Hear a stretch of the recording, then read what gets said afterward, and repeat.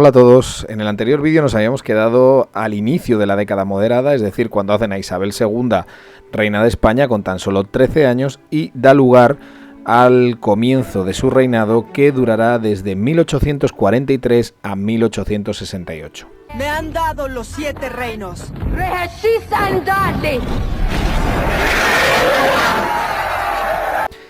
En esos años se va a producir, sobre todo, lo que más vamos a destacar es la década moderada. La década moderada parte del 43 al 54. Es una década donde se va a construir el sistema liberal español, que es sobre todo obra de los moderados, liderados por Narváez. Narváez y los suyos representaban a la alta burguesía y a parte de las clases medias. La soberanía para los moderados es compartida entre el rey y las cortes. El rey es el cuarto poder. Aquí se une al legislativo, ejecutivo y el judicial. El rey tiene mando, a diferencia de lo que defendían los progresistas, en donde el rey no mandaba, era meramente simbólico. Eran partidarios de un sufragio censitario, muy restrictivo, dependiendo del tipo de renta que tuvieras. También eran partidarios del Estado católico. Amén. Los derechos individuales se van a ver mucho más restringidos que con los progresistas. Querían ayuntamientos controlados por el Ministerio de Gobernación y el orden público estaría en manos de un cuerpo profesional.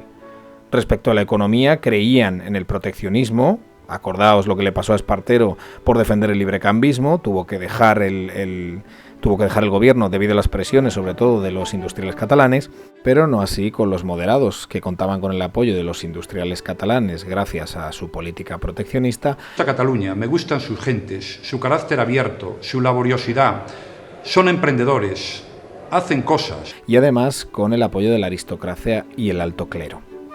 Los aspectos clave del Estado liberal, que como hemos dicho va a crear los moderados, se van a ver reflejados en la Constitución de 1845, donde se plasmaban sus ideas políticas. Se va a crear un nuevo cuerpo profesional de seguridad que va a ser la Guardia Civil, creado por el Duque de Ahumada. Se lleva a cabo una reforma de Hacienda, la reforma conocida con el nombre del ministro, que la llevó a cabo con el nombre de Montsantillán, que estableció un sistema impositivo mucho más moderno en España. Se crea un código penal, el de 1848, donde su característica principal es la pena de muerte. ¿Qué me dices? Por favor. Es bastante duro este código penal respecto a al código penal anterior. Se establece un nuevo concordato con el Vaticano en 1851 que declara a España oficialmente un Estado católico. Amén. Por tanto, los moderados reestructuraron el Estado, dotándolo de nuevas instituciones y efectuando reformas de leyes fundamentales. Su rasgo más característico fue la organización centralista del Estado. En 1854 se da por finalizado la década moderada y comienza un periodo de 2 años conocido como el Bienio Progresista. El bienio progresista va de 1854 a 1856 y comienza con el pronunciamiento militar de O'Donnell en Vicálvaro, lo que se conoce como la Vicalvarada. ¿Tiene alguien algo mejor que hacer que desfilar por la plaza arriba y abajo? En estos 2 años se van a realizar algunas reformas como la ley de imprenta, la ley electoral. Se va a elaborar una constitución en 1856 que no llegó a ver la luz, es conocida como la non nata. Se produce otra desamortización, en este caso del ministro Madoz, y se da un empujón a la ley de ferrocarriles. 1856 al 68 se alternan en el poder moderados y la Unión Liberal de O'Donnell, que era un partido centrista.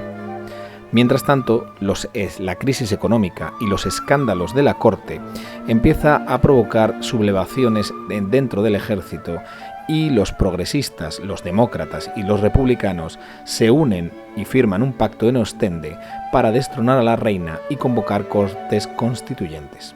¡Escándalo! ¡Es un escándalo!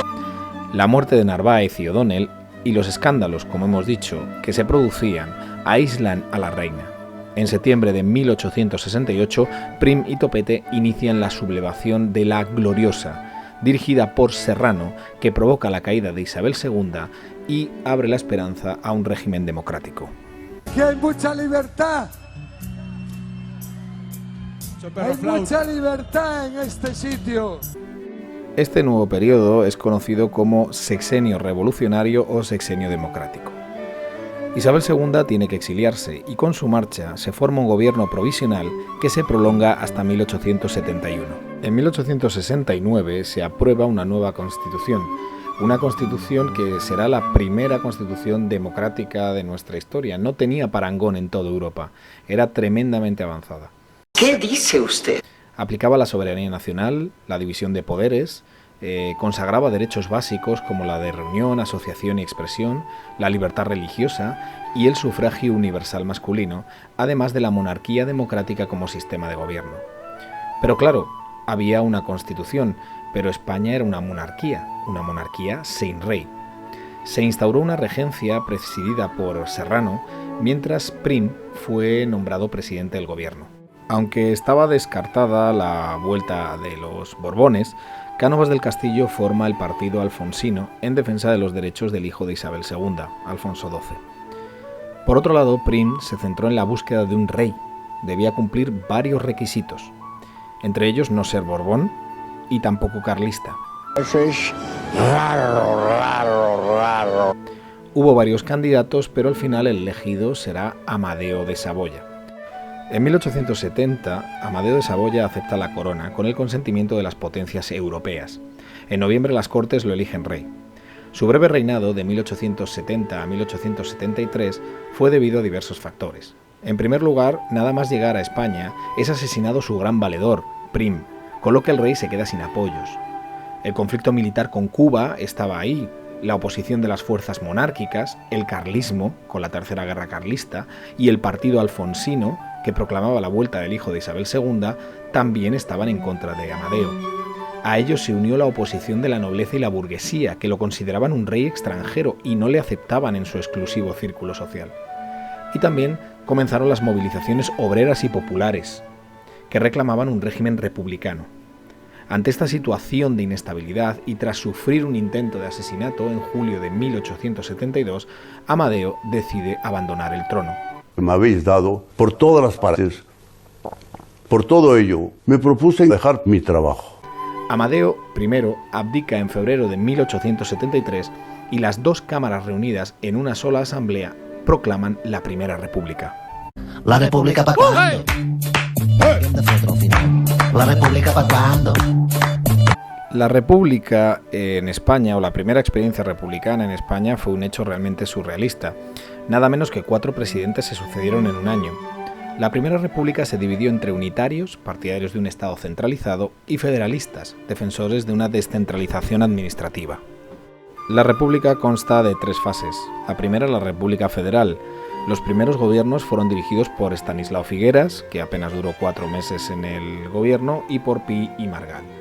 Se elaboró la Constitución de 1873, que nunca se llegó a aplicar. Mientras todo esto sucede, estalla la Revolución Cantonal. La Revolución Cantonal consistía en que los cantones eran pequeños territorios que comienzan a proclamarse independientes. Imaginaos lo que esto supone. Además de estos pequeños territorios, se declaraban la guerra entre ellos. Cartagena le declaró la guerra a Murcia. Se llegó a tal locura de colectiva que algunos pueblos pequeños se declaraban naciones independientes, como por ejemplo la de Jumilla. Cartagena siempre es la más destacada porque incluso acuñó moneda y además pidió la entrada como Estado miembro de los Estados Unidos. Es decir, aquello es un auténtico jaleo. Hay que ver, menudo lío. Parece poco jaleo el ambiente que había, pues le vamos a añadir un poquito más de pimienta y va a estallar la Tercera Guerra Carlista en el norte en 1872. Lo que se añadía también a la Guerra de Cuba, en la que España estaba inmersa desde 1868, la Primera Guerra de Cuba. Si por esto, si fuera poco, además, la oposición monárquica presionaba con la vuelta de los Borbones. En todo este contexto se va a dar lugar la segunda fase de la República, que es la República Unitaria. Esa República Unitaria se orienta hacia posturas más conservadoras y será dirigida por los 2 últimos presidentes de la República, Nicolás Salmerón y Emilio Castelar.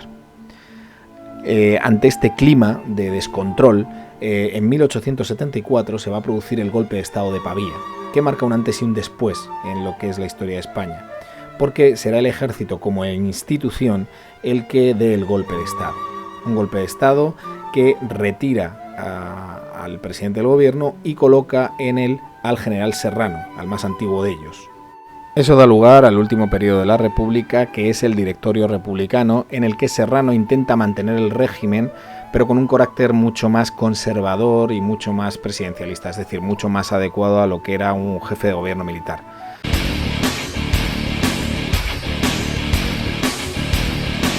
Pone fin a los cantones, eso sí, el ejército toma cartas en el asunto y acorrala definitivamente a los carlistas. Mientras todo esto sucede, Cánovas del Castillo prepara el regreso de los Borbones. Se produce entonces el pronunciamiento militar de Sagunto por parte del general Martínez Campos, que acaba con el sexenio revolucionario, iniciando la restauración de la monarquía en la figura del hijo de Isabel II, Alfonso XII, que además de contar con el apoyo del ejército, contaba con el apoyo de una gran parte de la sociedad española, ya que la República se había convertido en algo incontrolable.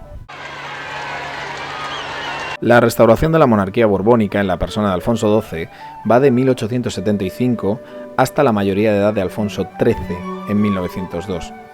Pero el verdadero artífice del sistema político de la restauración no fue otro que Antonio Cánovas del Castillo, que consiguió establecer en España una monarquía liberal parlamentaria, cuidado que no democrática, que haría posible la gobernabilidad del Estado durante casi 40 años.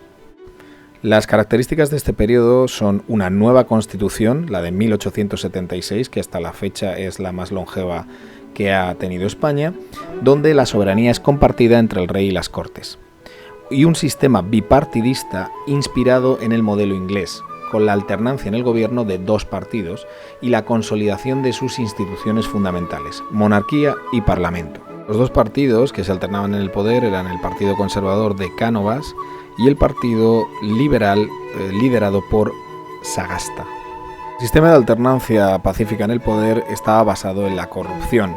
¿Cómo ha dicho usted? En un sistema llamado de oligarcas y caciques. Los oligarcas eran los que tenían el poder sobre todo en las capitales de provincia y en Madrid, y los caciques eran los que manipulaban el voto en las provincias. Las listas se imponían mediante presión y la compra de votos por parte de los caciques que se usaban en sus zonas de influencia en el medio rural. Si esto no era suficiente para que el partido que tenía que salir elegido fuera elegido, se manipulaba el censo o las actas de resultados. Estas prácticas, antidemocráticas a todas luces, en el sistema caciquistas, eran conocidas como pucherazo. Madre mía, cómo está la vida. Cánovas también crea la figura del rey soldado. Se da cuenta de que los militares habían estado metidos en política y para evitar eso hay que darle al rey un rango militar. De este modo Cánovas convierte al rey en el jefe del ejército, cosa que nunca había existido en España ni en Europa. Así todo militar quedaba por debajo del rey. Esa figura se va a extender por toda Europa y es la única competencia que mantienen en la actualidad los reyes europeos. En 1885 sobreviene un hecho trágico para el modelo de Cánovas, que es la prematura muerte de Alfonso XII. Su viuda, María Cristina de Habsburgo, asumirá la regencia hasta 1902, año en que su hijo, Alfonso XIII, obtendrá la mayoría de edad. Todo ello para asegurar la estabilidad del régimen. En este periodo sucede un hecho importante que es el desastre del 98, la pérdida de los últimos territorios del Imperio Español. Es un desastre, de verdad. Los restos del Imperio Español, tras la pérdida de la América continental a principios del siglo XIX, consistía sobre todo en las dos grandes islas del Caribe, Cuba y Puerto Rico, y Filipinas en el Pacífico Occidental. El desastre del 98, que merecería un vídeo aparte, tuvo importantes consecuencias para el país. Desde un punto de vista ideológico, se produjo una crisis de conciencia nacional, apareciendo un movimiento intelectual y renovador conocido como el regeneracionismo. El regeneracionismo consideraba a una lacra para el progreso de España el sistema político y social de la Restauración. Entre sus representantes destacan Joaquín Costa o Antonio Maura. El regeneracionismo tuvo su vertiente literaria con la generación del 98, autores como Unamuno, Baroja o Machado. Económicamente, la derrota supuso la pérdida del mercado colonial, iniciándose así una política proteccionista.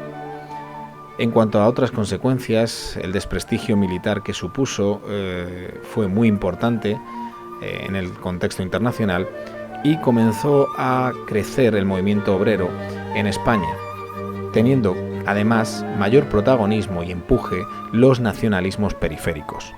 Con ello acababa definitivamente el Imperio Español y el país pasaba a ser una potencia de segundo orden. Bien, hasta aquí el siglo XIX español, la historia política del siglo XIX español. Espero que os haya servido, que os haya gustado y que hayáis aprendido. Nos vemos en la próxima. Un saludo a todos.